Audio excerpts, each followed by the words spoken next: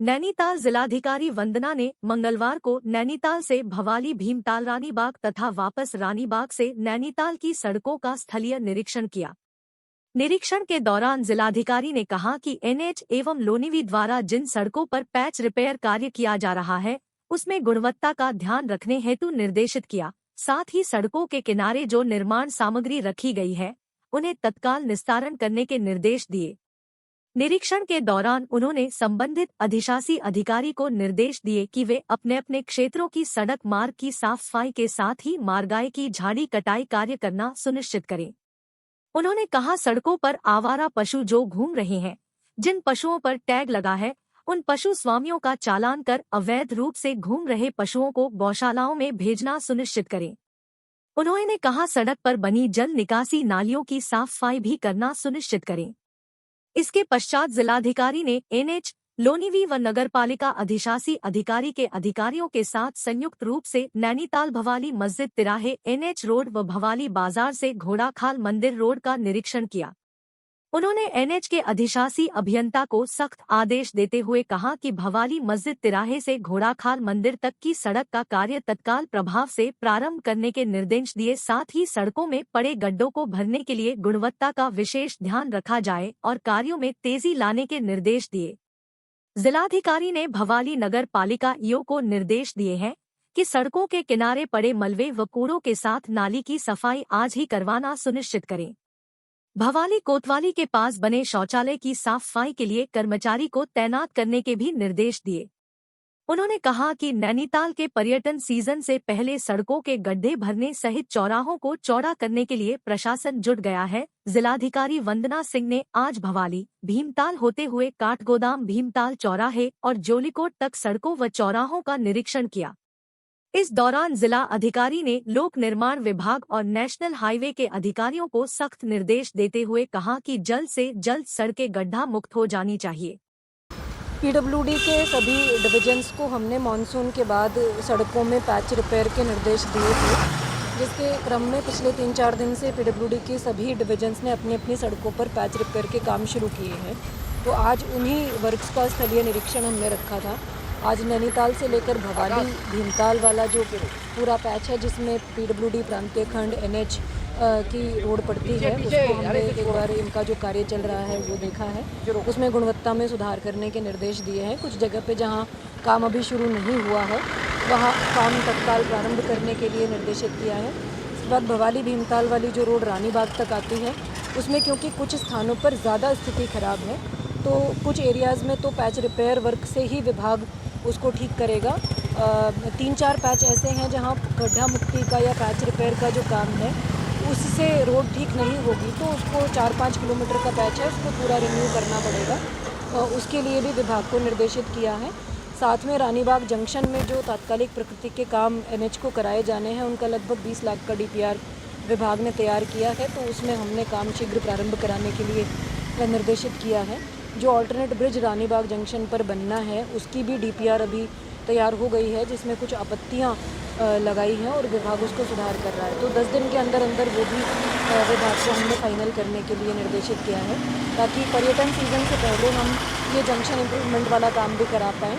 इसके साथ साथ रानीबाग से आगे जो नैनीताल रोड जाती है जोलीकोट होते हुए, अभी इसका भी निरीक्षण हम लोग करेंगे। इसमें जो एनएच के माध्यम से पैच रिपेयर वर्क चल रहा है, विभाग को बिल्कुल स्पष्ट निर्देश शासन की तरफ से भी मिले हैं और जिला स्तर से भी हमने दिए हैं कि जो मानसून में सड़कें खराब हुई हैं उनको शीघ्र रिपेयर करा जाए। सारी जो सड़कें हैं उनको जनता के लिए चलने के लिए सुविधाजनक बनाया जाए। वैश्विक निवेशक सम्मेलन के लिए मुख्यमंत्री पुष्कर सिंह धामी लंदन पहुंच गए हैं।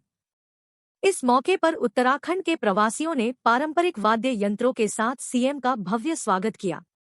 प्रवासी उत्तराखंडियों ने गढ़वाली, कुमाऊनी, जौनसारी लोकगीतों पर मनमोहन प्रस्तुति दी। स्वागत कार्यक्रम में मौजूद समस्त प्रवासी भारतीय उत्तराखंड के पारंपरिक परिधानों में नजर आए। इस दौरान सीएम धामी भी गदगद नजर आए। इस अवसर पर मुख्यमंत्री धामी ने लंदन में रह रहे समस्त प्रवासी उत्तराखंड के लोगों का आभार प्रकट किया। मुख्यमंत्री धामी ने कहा कि यह मेरा सौभाग्य है कि उत्तराखंड के मुख्य सेवक के रूप में मुझे इन्वेस्टर समिट की बैठक में शामिल होने के लिए लंदन आने का अवसर प्राप्त हुआ। उन्होंने कहा, लंदन में उत्तराखंड के लोगों को इतनी बड़ी संख्या में उपस्थित देखकर यह प्रतीत हो रहा है कि यूके में भी छोटा उत्तराखंड बसता है। कहा कि उत्तराखंड देवभूमि होने के साथ ही योग और अध्यात्म की भूमि है। उत्तराखंड देश की समृद्ध सांस्कृतिक विरासत का प्रतीक भी है। उन्होंने कहा कि प्रवासियों को साल में एक बार अपने प्रदेश उत्तराखंड जरूर आना चाहिए। कहा कि प्रधानमंत्री नरेंद्र मोदी जी के नेतृत्व में दुनिया भर में भारत का मान, सम्मान और स्वाभिमान बढ़ा है। बता दें कि वैश्विक निवेशक सम्मेलन के लिए लंदन में पहला अंतर्राष्ट्रीय स्तर पर रोड शो आज होगा। प्रदेश सरकार राज्य में पर्यटन, खाद्य प्रसंस्करण और शिक्षा क्षेत्र में निवेश करने के लिए निवेशकों को प्रोत्साहित करेगी।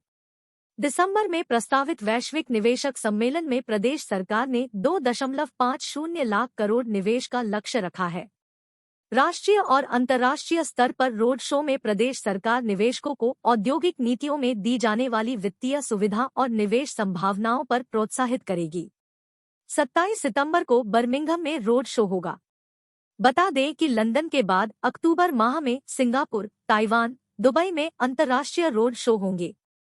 सभी का मैं हृदय की गहराइयों से धन्यवाद करते हुए अपनी बात को इन पंक्तियों के माध्यम से समाप्त करता हूं कि मुट्ठी में कुछ सपने लेकर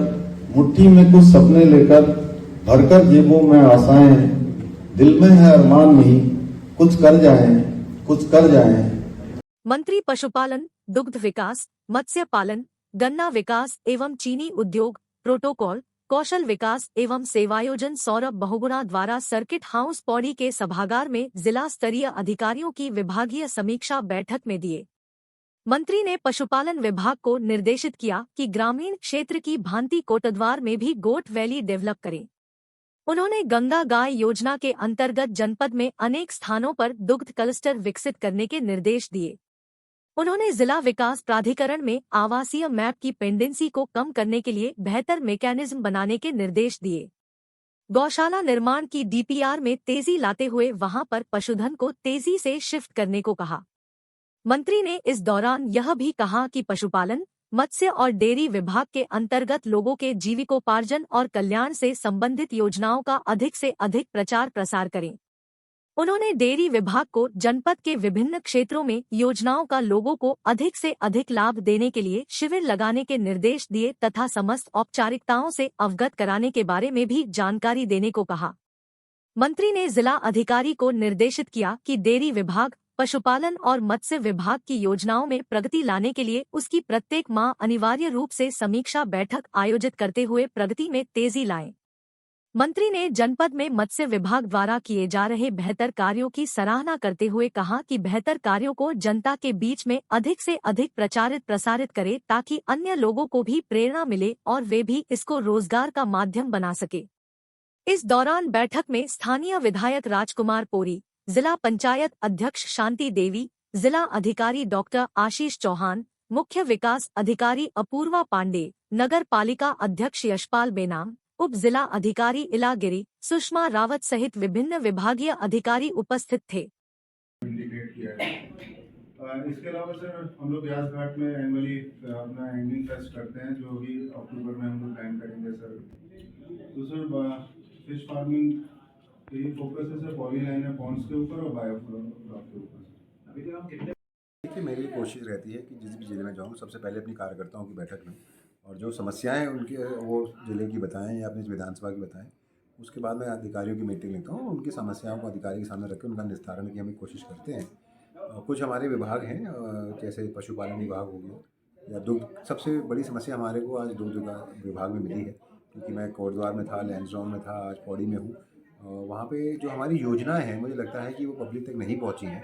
उसके अभाव से लोग उससे नहीं जुड़ पा रहे हैं। तो मैंने डीएम को आज आदेशित किया है कि हर 15 दिन में हमारे इन तीनों विभागों की फिशरीज़, दुग्ध विकास और हमारे पशुपालन, इनकी आप एक समीक्षा बैठक ले लीजिए ताकि इनके ऊपर एक मॉनिटरिंग होती रहे और ये मॉनिटरिंग की वजह से थोड़ा सा तेज़ी से काम हो जाए।